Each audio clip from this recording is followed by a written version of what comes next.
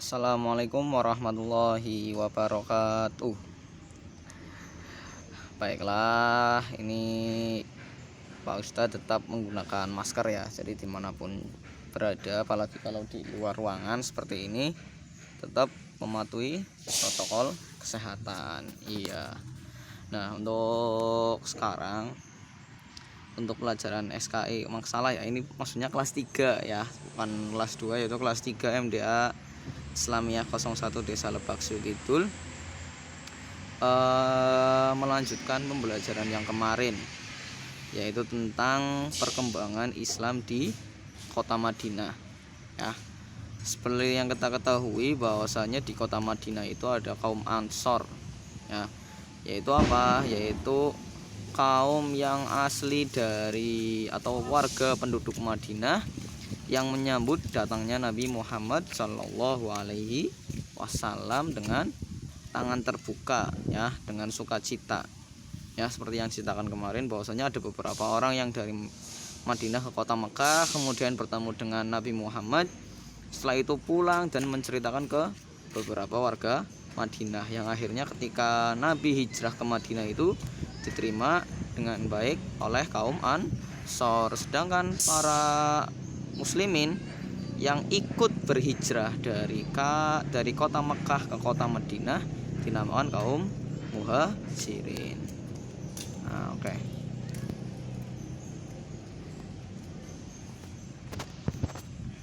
Nah ini ya, sudah jelas. Nah ini perkembangan Islam di Madinah. Akhirnya pada tahun 621 bertepatan dengan tahun ke-12 kenabian, sebanyak 10 orang penduduk Yastrib atau yang sekarang kita kenal dengan Madinah menyatakan masuk Islam dan melakukan perjanjian atau baiat kepada Nabi Muhammad Shallallahu Alaihi Wasallam. Jadi setelah masuk Islam, para orang-orang Madinah itu berjanji kepada Nabi Muhammad. Apa saja isi perjanjiannya? Nah inilah perjanjian ini dinamakan dengan perjanjian atau baiat Aqobah yang pertama. Yaitu yang pertama apa? Satu, mereka menyatakan setia kepada Nabi Muhammad Shallallahu Alaihi Wasallam. Tahu ya maksudnya setia ya. Jadi tidak akan berpaling dari Nabi Muhammad. Jadi satu, ketika ikut Nabi ya tetap ikut Nabi.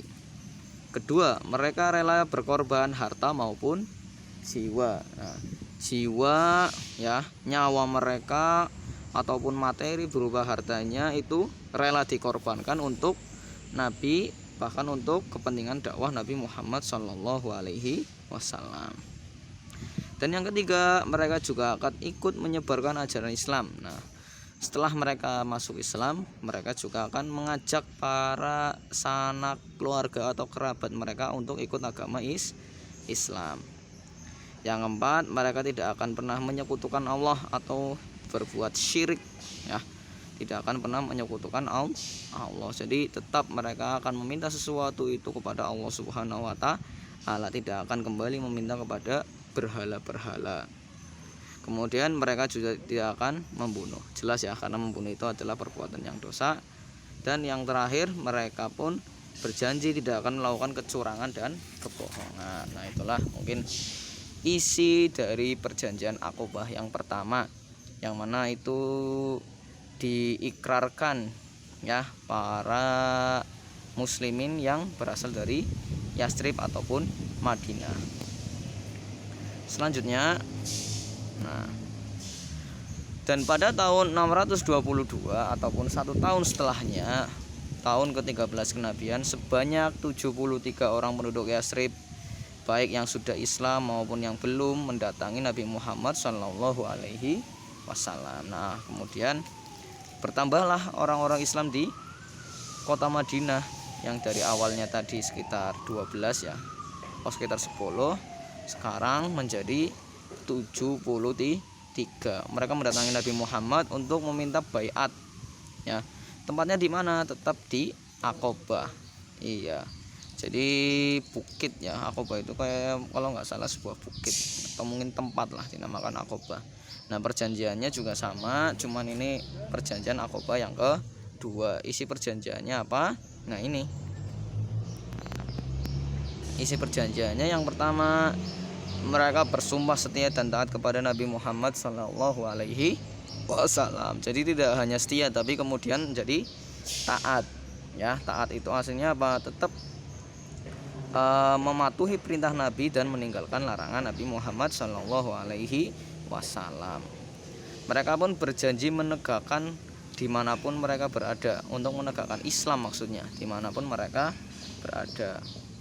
Ketiga, mereka bersumpah atas nama Allah untuk tidak takut dalam menghadapi fitnah maupun bala bencana dari siapapun. Nah, mereka sudah bersumpah atas nama Allah Subhanahu wa Ta'ala. Ya, jadi ketika menghadapi fitnah, mereka berani mengatakan sumpah bahwasanya dia tidak melakukan. Jadi kalau difitnah, dia langsung bersumpah atas nama Allah Subhanahu wa Ta'ala. Nah, next selanjutnya, oke ya. Perkembangan Islam di Mekah tidak menunjukkan hasil yang baik. Ancaman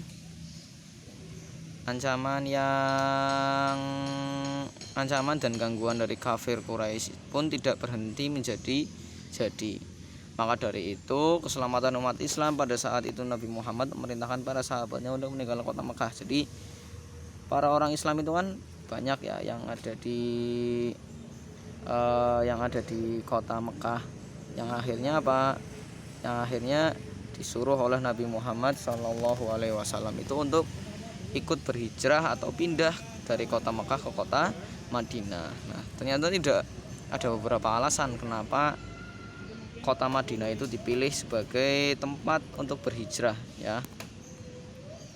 Yang pertama, karena Yastrib atau Madinah adalah tempat yang terdekat dengan Mekah ya, tidak mungkin pindah ke daerah Irak ataupun ke daerah apa. Karena apa? Madinah itu tempat yang terdekat dengan kota Mekah. Kemudian ikatan batin penduduk Madinah dengan Mekah yang sudah terjalin dengan baik. Maksudnya apa ya? Karena alhamdulillah ketika Nabi itu datang di Madinah, Nabi diterima dengan baik dan ikatan batin antara Nabi dengan para penduduk Madinah itu terjalin dengan baik. Yang ketiga, penduduk Madinah terkenal dengan sifat lembutnya ya, mereka baik, tidak kasar seperti orang-orang Mekah. Kemudian terdapat kerabat Nabi yaitu Bani Hajar. Nah, dan yang terakhir yang tidak bisa ditolak oleh kaum muslimin yaitu karena perintah dari Allah Subhanahu wa Ta'ala, bahwasanya mereka itu disuruh berhijrah ke kota Madinah.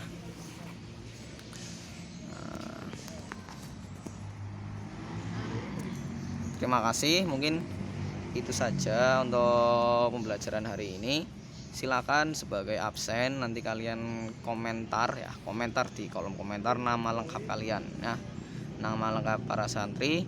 Nanti di deskripsi atau ada Ustadz pisahkan tulisan yang berwarna biru, diklik. Setelah diklik nanti akan muncul Google Form yang isinya soal, nggak banyak-banyak soalnya, 5 soal aja ya. Mungkin itu aja. Sekian dari saya, kurang lebihnya mohon maaf. Wassalamualaikum warahmatullahi wabarakatuh.